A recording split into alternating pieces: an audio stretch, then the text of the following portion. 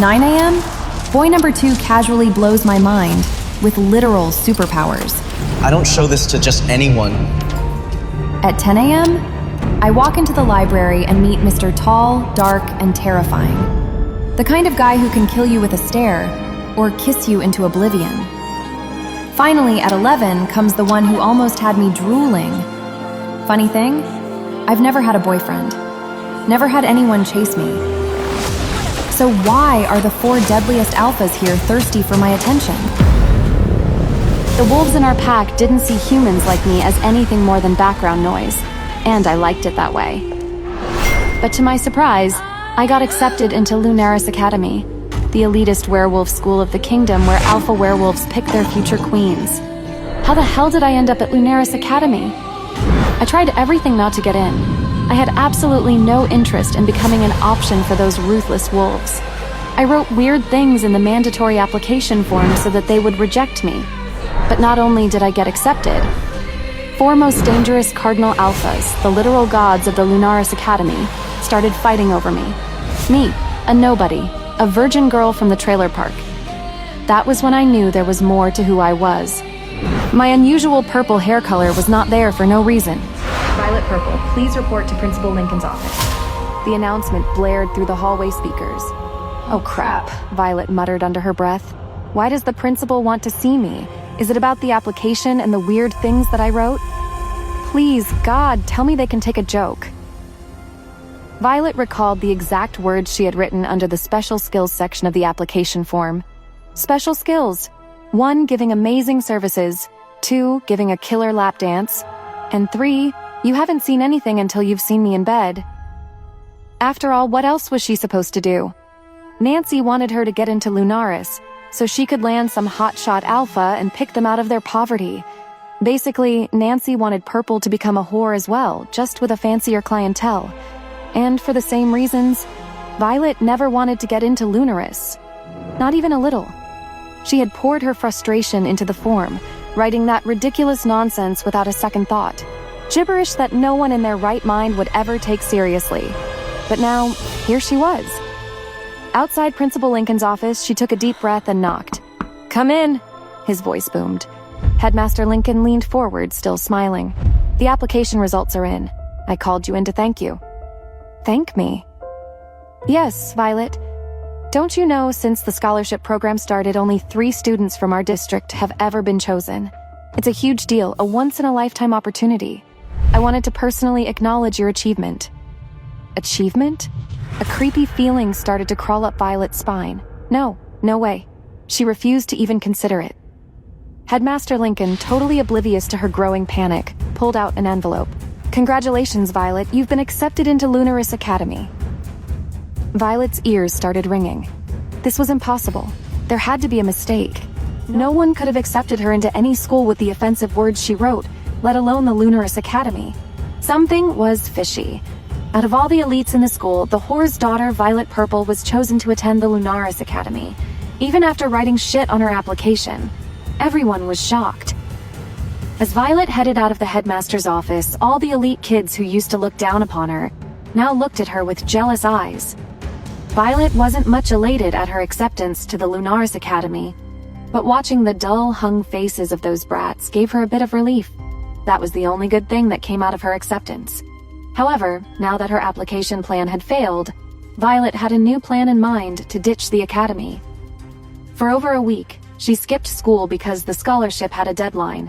Show up within a week, or they'd give it to someone else. Violet hoped that this would get her rid of the Lunerys.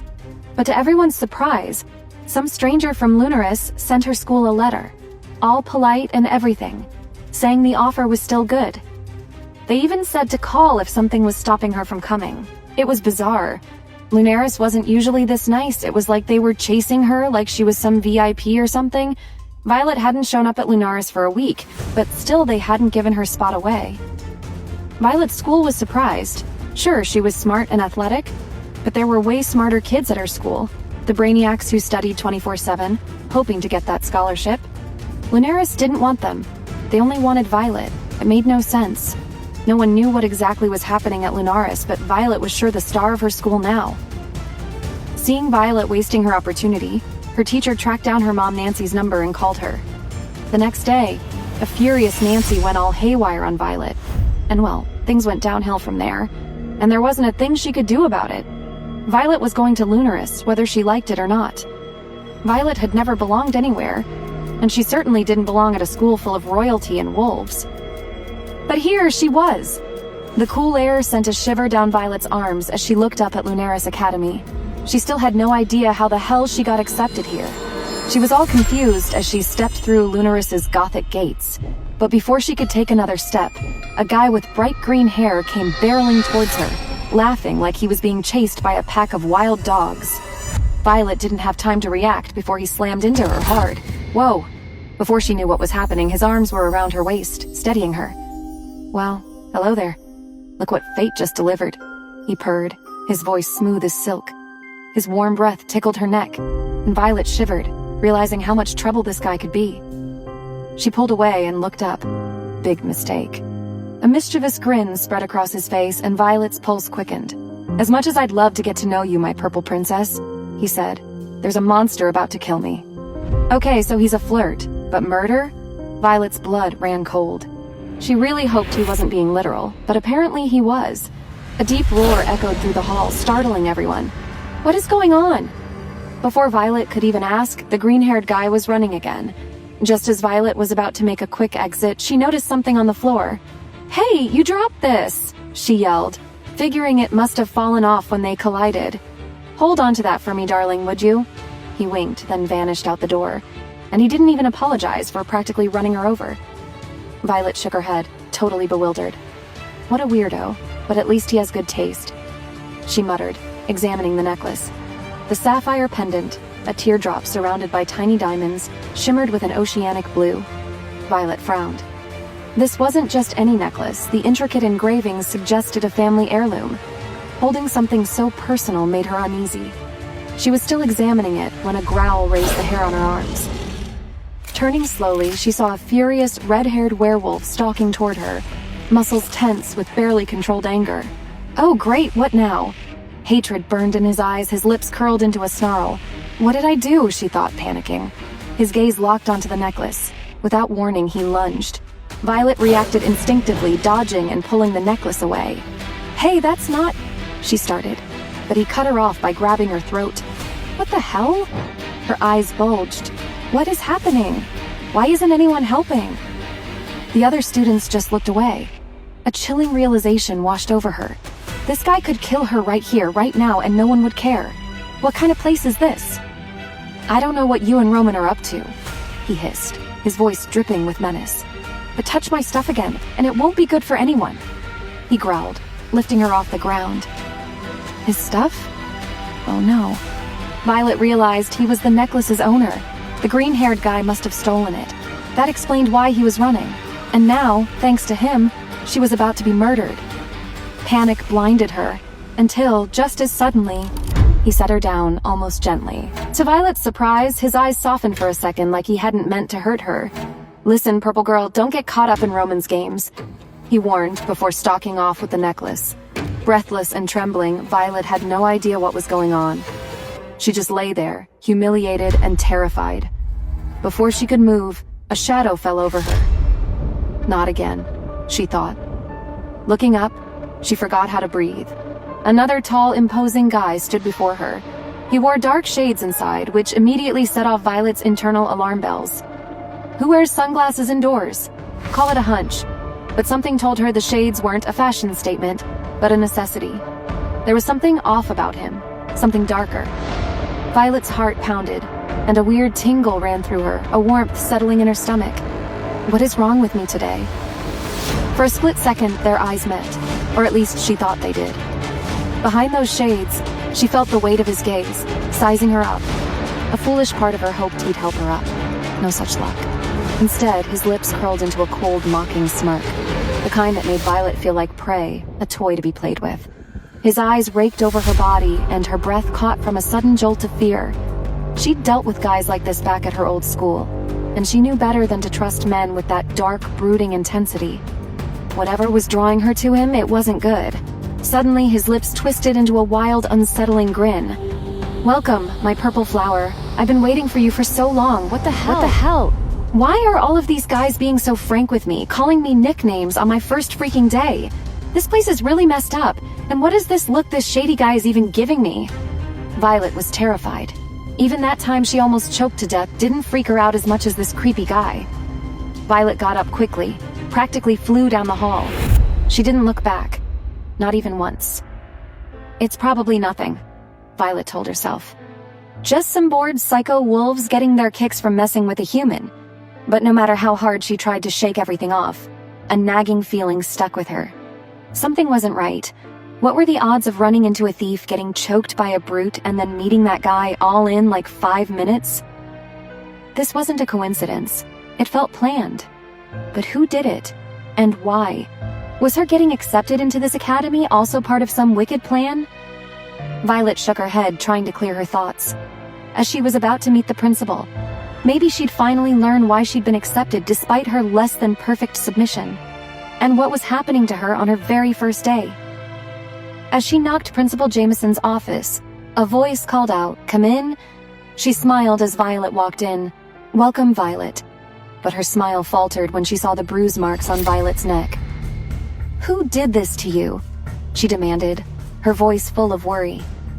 For the first time since arriving, Violet felt a flicker of hope. Finally, someone was going to deal with that jerk. She quickly explained what had happened, describing the red-haired guy in detail, but as she spoke, Principal Jameson's expression changed from anger to something much worse. Fear. "You mean Griffin Hale did this to you?" "Griffin Hale?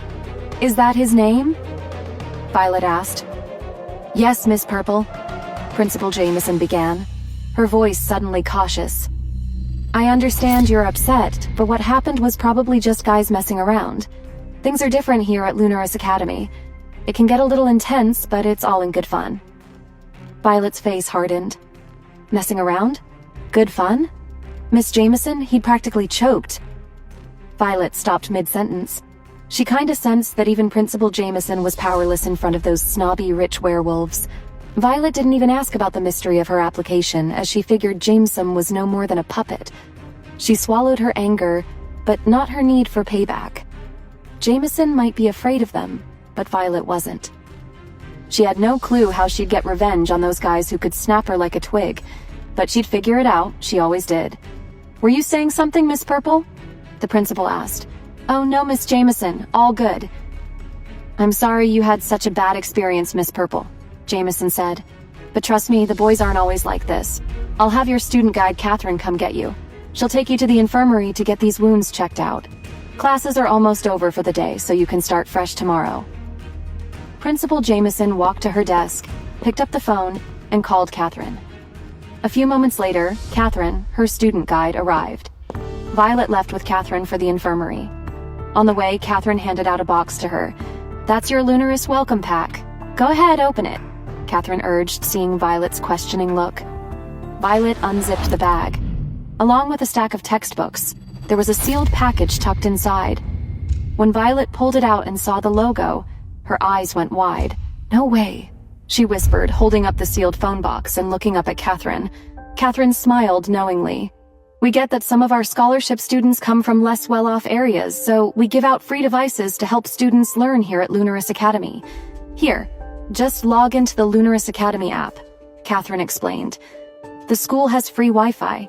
Feel free to use it." Violet couldn't believe she held a touchscreen phone in her hand. She was finally feeling a bit happy about coming to Lunerys. "Okay, now let us get you to the infirmary and get these wounds checked," Catherine chirped. They entered the infirmary ward just as a healer was tending to a student with fresh burns. "You can't keep doing this, Alaric," the healer scolded. "I'm fine," the guy with the wounds muttered. "He is Alpha Alaric," Catherine whispered. Violet's eyes landed on him and everything else faded. When their eyes met, something sharp passed between them. As he brushed past her, their arms touched briefly, and a spark jolted through her. Violet froze, stunned. Alaric looked at her with a sparkle in his eyes. They were interrupted by another healer who came in to check on Violet as Alaric left. "It's nothing serious, you're good to go," the healer said, handing her some painkillers. And then Catherine took Violet to the hostel room. Welcome to West House, Violet. This is your home now. And over there are the other houses, east, south, and north. Whoa, Violet breathed, staring at the impressive buildings. Miss Purple, you see, this school is all about hierarchy. Human or werewolf, everyone forms packs in their houses. The 4 strongest cardinal alphas study here and run these 4 houses. Everyone else follows their lead. They are basically gods here. Violet sighed. She had already seen the glimpses of student power on her very first day. Catherine continued. The West House you are going to be in is run by Alpha Asher Nightshade. Asher Nightshade? Violet echoed, intrigued. Who is this guy? Don't worry, Catherine interrupted before Violet could ask anything else. Everything you need to know is on your phone. Plus, your roommates will fill you in. Go meet your roommates. As Violet entered her roommates looked at her with surprising eyes. No way, it's really her, one of them said, sounding shocked. Violet raised an eyebrow. Why did everyone at this school seem to know who she was? Hi, I'm Violet, she said, meeting their gaze. Hi, I'm Alice Parker, a girl chirped. It's so nice to meet you, Violet Purple. Violet blinked, totally surprised by the sudden friendliness. And that's Lily Fairchild over there. Hello, Lily greeted with a wave and a welcoming smile. And the grumpy one over there is Hazel Sterling, Alice said, pointing to another blonde who looked permanently scowling. When their eyes met, Violet immediately felt the dislike radiating from Hazel. Alice leaned in closer to Violet. Hazel's just jealous of you. Violet frowned. What do you mean she's jealous of me? She asked Alice, then turned to Hazel. No offense, but we literally just met. Why would you be jealous of me? That makes 0 sense. Offense taken, Hazel spat. And quit believing the garbage Alice is spewing. Oh really, Hazel, seriously, your ego is out of control, especially after you were just gossiping about that video. Lily finally chimed in. Violet stepped away from the touchy-feely Alice. What video? All 3 girls turned to her, looking at her like she was totally clueless. Violet felt her cheeks burn. What was she missing here? Lily raised an eyebrow. You haven't checked your newsfeed? Newsfeed? Violet echoed, even more confused. Biodome, Lily explained. It's where everyone at Lunerys Academy, humans and werewolves, gets all the gossip, trending topics, and school news. It's the official school network run by students, and yeah, you're kinda trending right now. What the hell? Violet's mind raced. This was not how she wanted to find out, whatever this was. Before she could even grab her phone to search for this biodome thing, Alice had hers out. She moved closer to Violet, showing her the screen. With a few taps, Alice searched for the video using Violet's name, and there it was. Violet's eyes widened as the video started playing. Wait, that's not the end. You've just had a free taste. Now get the full story on the Pocket FM app, link in description. Check out our next video and playlist, and don't forget to like, share, and subscribe.